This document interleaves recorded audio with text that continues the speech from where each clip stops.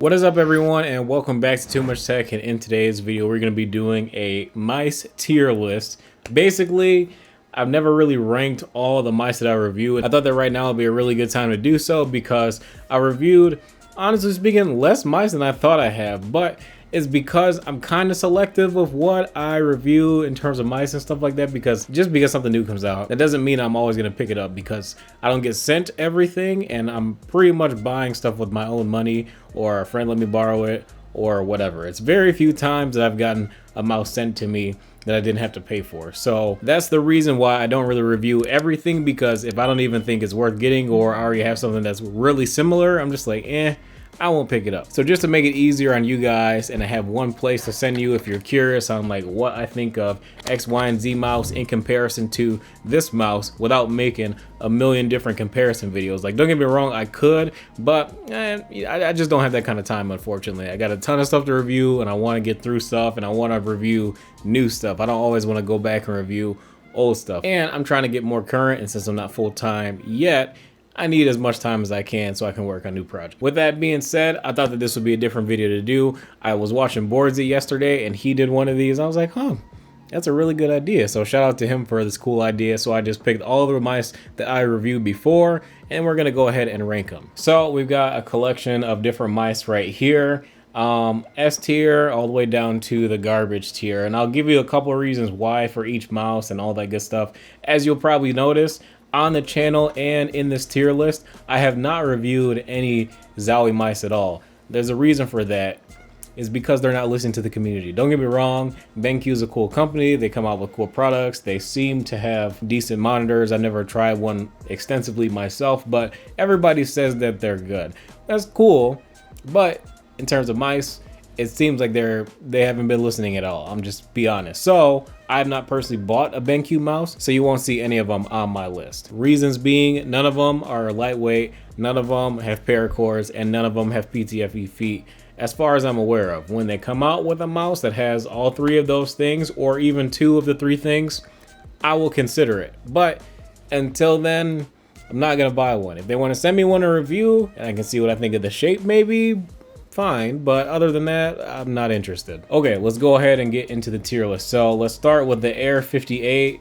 Unpopular opinion, I don't like the Air 58. Polling rate is locked at 500 instead of 1,000, and you can adjust it if you download firmware for another mouse, and you can make it 1,000 and all this extra stuff. I mean, whatever, it's a cool looking mouse. I'll give it the aesthetic edge. Like, it's very aesthetically pleasing. It's a good looking product, and if you got like a black or that cyan color going on with your setup, it looks amazing. It's like the ultimate flex mouse. When I was using the couple that I tried, I didn't really think that the performance was anything special, and I didn't think it was any better than any other mouse that I tried. I actually, in fact, thought it was worse. So I don't know. Maybe I got two defective Air 58s. Maybe I didn't. I don't really care that much. If you guys like the Air 58, if you have one, cool. You should probably sell it on eBay for 200 bucks. That's what I would do. Next, since we're talking about final mouse, let's go ahead and start off with the Ultralight 2. Now, the Ultralight 2, I actually kind of like the Ultralight 2. I didn't play terribly with it. I would place it in the C tier. Reason being, it has a little bit better feet than the Air 58. The cable is tighter weave than it is on the Air 58, but it's not any more flexible, so the cable is not necessarily that great. Personally, if the mouse fit me properly, like I had smaller hands and the Air 58 worked great, I would probably stick it in the A tier, but I wouldn't give it S tier because it's not really available. And I feel like the availability has a really big part in my opinion, because if I recommend something but you can't go out and buy it for MSRP, I don't really think it's worth the money. Paying over $130 for an Ultralight 2, paying over $90 for an Air 58, you're out of your mind. The G-Wolves Skull Mini. So I will put the Skull Mini in the S tier of mice. Now that I know that there is a black and white version out there, I would put it in the S tier. Believe it or not, because I'm not really a big fan of red and black, if the mouse was only offered in red and black, I would stick it in the A tier because it doesn't match anything in my setup. But since I know that there's a black and white version out there, at some point I might be inclined to get it, especially after the Model D minus comes out and want to do a comparison. I'm pretty confident sticking it in the S tier because it's under 50 grams, got a detachable USB paracord. The paracord is actually good. You can swap it if you want, but it's actually good. The stock skates on it are very good as well. I think it's one of the best small mice that you can get. Like if I was going to pick one small mouse on this entire list, it would be the Skull Mini. Since we're talking about G Wolves, let's talk about the Hottie S. I think the Hottie S is good, but I think the Skull Mini is more comfortable, which is why I stick it above the Hottie S. Don't get me wrong, I like it a lot. If you're looking for like a less expensive replacement to the Air 58, I don't really know how much the Hottie Mini is going to cost, but if I had to guess, I would say about 60-70 bucks, just like the Skull Mini. The Hottie Mini, I would take all day, every day over the Ultralight 2. But I wouldn't take a Hottie Mini over a Skull Mini because the Skull Mini is more comfortable for me personally because I have bigger hands and I don't mind ergo mice. Let's talk about the G Pro Wireless. So the G Pro Wireless, don't get me wrong, it's not what I would say a bad, I wouldn't say it's a bad mouse. It's got a good sensor, it works well. The clicks I think are fine, but I absolutely hate the scroll wheel on the G Pro Wireless. It's disgusting. And the mouse skates are trash. I don't know why this mouse has been out for almost 2 years and Logitech hasn't updated the mouse at all. That blows my mind. The fact that, you know, they haven't updated with a better scroll wheel and especially better PTFE feed. Like I feel like that's a really quick thing to change. They should just make that small change and I will stop complaining about it. Next, we have the Logitech G Pro Wired. The picture is really zoomed in, so sorry you can't really see, but yes, this is the G Pro Wired. I will give it the same thing because they both have really good shapes, but they have the same things wrong with them. But the G Pro Wired has a much better scroll wheel than the G Pro Wireless, so I'll give it that one leg up. This is the G502. Personally, it's way too heavy for me. The cable sucks. Can you get the light speed one? Yes, but now you're adding more weight because you got a battery. Too many buttons on the mouse. You have to like heavy mice and have a need for all those buttons to really get the full use out of the G502. And for me, it's never really been that mouse. You know, if I really cared about what people are going to say in the comments in terms of G502, maybe I would put it in the D tier or the C tier just because of how many people like to use it. But I don't care. This is my tier list. If you want to do it, I'll leave a link to this tier list in the description. And then you can shoot on Twitter or in my Discord. Let me know what you think of all these mice. But for me, the G502 doesn't work for me at all. So I'll put it in the garbage tier list. The best mouse, Endgame Gear XM1. Okay, for me personally, I like the fact that the hump in the back gives my palm more support because I play like a palm claw-ish mix. So I like that a lot. I like the side buttons, the feel of it. I like the buttons on the top, they're crisp. The clicks are super crispy. It's got the best paracord in the game. The scroll wheel is really good. The stock skates, you don't have to swap the stock skates at all. Only reason why I swapped the paracord and the stock skates is because I wanted to change the aesthetics of the mouse and match the rest of my setup with the blue paracord. But other than that, that's pretty much it. I wouldn't have changed the XM1 at all. The only thing I want Endgame Gear to do is come out with a smaller version and come out with a wireless XM1. So hopefully they're working on that. This next mouse is the Model O, just the standard Model O. I don't put it in the S tier, but I put it in the A tier. Reason being, I feel like the Model O is a good starter mouse if you don't really know what shape you're after and what shape is comfortable and works best for you. So I feel like the Model O is a really easy mouse to recommend to like figure out what grip style works best for you, just get you something solid and reliable. Glorious is quality control. I personally have not had issues with it, so I can't really say that I've experienced like a horrible Glorious copy. So that's just my opinion. I feel like the Model O, it deserves a little bit of a higher spot on the list because it put all of the lightweight mice basically on the map. It made all the manufacturers pay attention and say, hey, for, you know, the $50 to $60 price tag, people are very interested in picking up lightweight mice. And before the Model O, I mean, you could try and get a Final mouse, and that was about it. Everything else was like 85, 90 grams, 100 grams, 150 grams, like, man, the Model O was a game changer. Next, this one's a weird one, but we got the Rocat Kane 200 AIMO, whatever. But the thing that puts this mouse so high on the tier list, even though it is a little bit heavier for a wireless mouse, is that the shape is very good. It's very comfortable. It's a big mouse, like it's pretty chunky. But the thing that separates this mouse from the rest is just the mouse 1 and 2. The response time from those, because of just the lack of like pre and post travel, is nuts. I think that's part of the reason why I like the XM1 too, is because it's not the same, but it's very similar to the Kane 200 and just the response time of the clicks. This mouse absolutely has the best mouse 1 and 2 on any mouse. But other than that, it's got some things to work on. It's quite heavy. If Rocat made a lightweight version of this mouse, I would pick it up for sure. The G703, I reviewed this one probably a year and a half ago or something like that. This one, I don't know. I feel like most of these Logitech mice, they're just decent, but I mean, I don't know. I like the G703. It's wireless, great sensor. The feet kind of suck. It's got a better scroll wheel. So I'm gonna be honest. If it's between the G703 and the G Pro Wireless, I will take the G703 all day over the G Pro Wireless. So I moved it down in tier because I really don't think it's worth it. They need to update it. That's the problem. Don't get me wrong. It's not that I don't want to like the G Pro Wireless. It's just old. The Deathadder V2 Mini. See, I would put this mouse in the A tier if it had a better paracord, but it doesn't, because I have very little problems with this mouse. The clicks are fine. They're not the best, but they're fine. Same thing I will say with the Viper Mini. They both have the same issues. It's just pretty much is the same mouse, just two different shapes.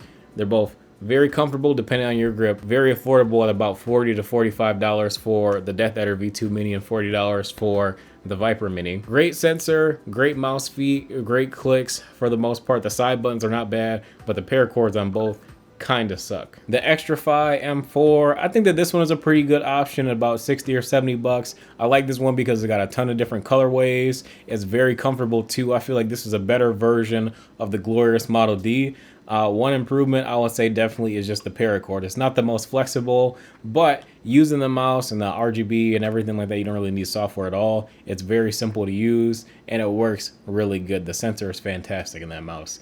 The Model D, because I would take an M4 over the Model D, I would put it in the C tier. It's a good mouse, but it's just a little bit too big for my personal liking. And the thing is, the Deathadder V2, I love that mouse, but I feel like I almost have the same problem as I do with the Model D. Even though I would prefer the Deathadder V2 to the Model D because on the right side of the mouse is just a little bit more comfortable, and the Deathadder V2 has a much better paracord than the Model D. But it's just they're just bigger mice. So I would take the Mini V2, swap the paracord, and move that up to the A tier after that instead of the bigger Deathadder V2. Then we got the Model O-.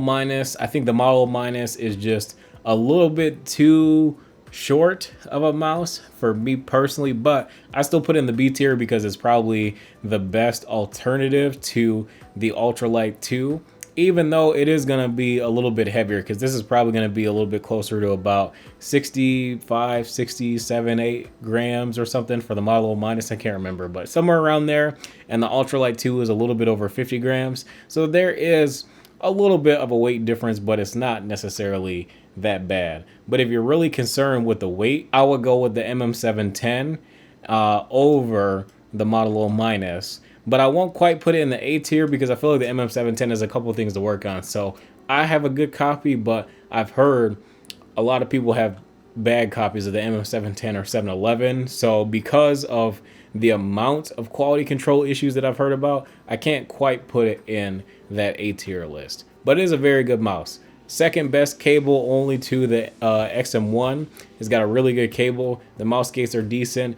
I don't love the side buttons on the MM710, but you can get used to them. But otherwise, the shape is very good, and the weight is like 55 grams. It's super light. The G-Wolf's Hottie, I would also stick in the A tier. It's basically the improved version of the G Pro Wireless. The reason why I don't put it in the S tier is because G-Wolves, they need to update their paracord a little bit. It's not the most flexible, and they need to update the mouse feet on the G-Wolf's Hottie to the mouse feet that they use on the Hottie S and on the Skull Mini. But I mean, that's a couple things that you can do. You can swap the paracord, you can swap the feet, throw some Tiger Arc 2s on there or Tiger Arc 1s, and this mouse easily moves up to the S tier all day with those couple fixes.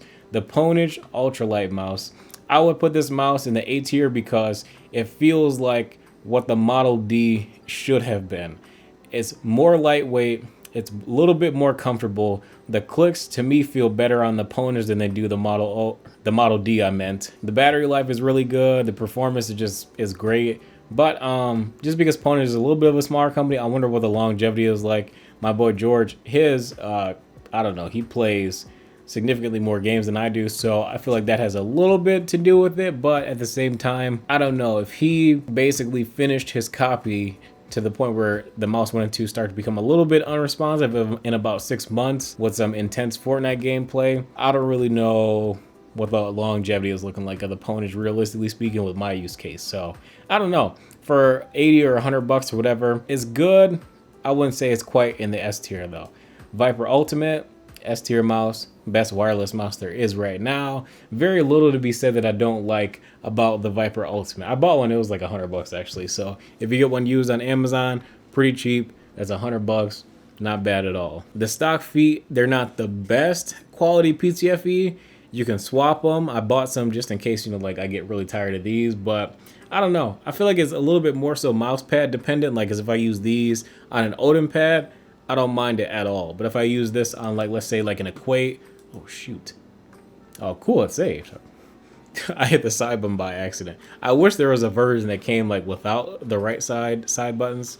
But I don't know, it is what it is. But I feel like these feet, they feel worse depending on what mouse pad you're using. So like if you're using like an Equate Plus or Aqua Control or a slow pad, these mouse feet are kind of gonna suck a little bit. But if you use like a faster pad, like an Odin or a Matrix mouse pad or something like that, you should be good with the stock feet. You won't have to change them really. The Razer Basilisk V2. So this mouse is kind of heavy. If I needed a mouse with 3 mouse buttons on the side, I would go for the Basilisk V2. Like, it's a pretty decent mouse. It is a little bit on the heavier side, but for the weird shape that it has, it's about 90 grams, and the paracord is just as good as the one on the Deathadder V2. It's not a bad option. Last but not least, we have this is the second mouse review I ever posted, but this is the SteelSeries Rival 600. I love this mouse. It's really good. The clicks were great, but I'm surprised that SteelSeries has not come out with a new offering recently that is like modern. We don't have a lightweight option. We don't have something with PTFE feet. We don't have something with a paracord. Like, I really don't know what's going on at SteelSeries. They need to work on that, like ASAP. If we don't get a lightweight mouse in 2020, I really don't know what SteelSeries would have been doing all year. They haven't updated the Apex Pro with PBT keycaps, and they have no lightweight mouse offerings with paracord or PTFE feet. I mean, what are you guys doing over there? I like your company. You guys got some cool stuff. You got some fantastic software, but you need to come out with some more peripherals and better ones and stuff that we actually want. But all right, guys, that is my tier list of all the different mice and stuff like that. Let me know what you guys think of it. Let me know if you guys agree with me, you disagree with me. If you have your own tier list of mice that you've tried extensively, feel free to let me know. You can drop pictures and all that good stuff in my Discord so I can see what you guys think. I'd love to talk about it. Don't forget to drop a like and subscribe if you're new to the channel. And just want to say thank you for watching. But until next time, I will see you in the next video.